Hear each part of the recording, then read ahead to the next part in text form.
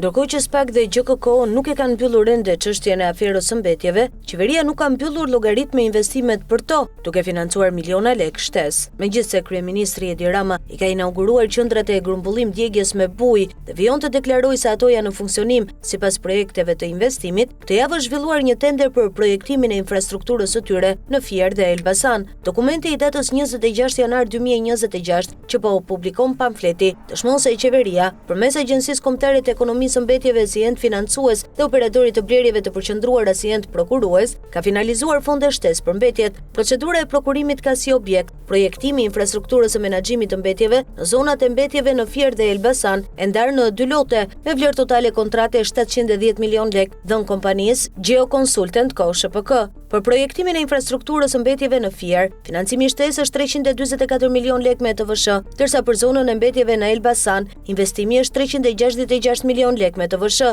Zona e menaxhimit dhe përpunimit të mbetjeve në Fier dhe Elbasan janë landfillet dhe incineratorët. Për infrastrukturën e vend depozitimit dhe teknologjinë e djegjes së të cilëve janë shpenzuar rreth 35 milionë euro në Elbasan dhe 30 milionë euro në Fier, por incineratorët rezultojnë jashtë funksionit. Në Fier, zona e depozitimit të mbetjeve dhe incineratorë nuk janë marrë ende në dorëzim nga qeveria dhe bashkia, pasi Klodian Zoto dhe Mirel Mërtieri, pronarët e kompanisë që mori tenderin e ndërtimit, prej 4 vitesh janë arrati pas procedimit penal nga SPAK. Në Elbasan, vend depozitimi dhe incineratori janë marrë në dorëzim nga qeveria dhe 7 bashkitë e qarkut, të cilat krijuan shoqërinë Ekoelb, por incineratori nuk funksionon. Ndërkohë, po shpenzojnë miliona lekë të tjera, por ai nuk mund të vihet në punë, pasi pajisjet janë në gjendje skrapi. Mbetjet në Elbasan vetëm depozitohen dhe shtohen për ditë, ajsa drejtuesit e Ekoelb në bashkëpunim me kryetarin e bashkisë Elbasan, Gledin Llatja, shpesh u vën zjarri mbetjeve, ndërsa tani qeveria ka financuar çekun e radhës për 710 milion lekësh për projektimin e infrastrukturës së zonave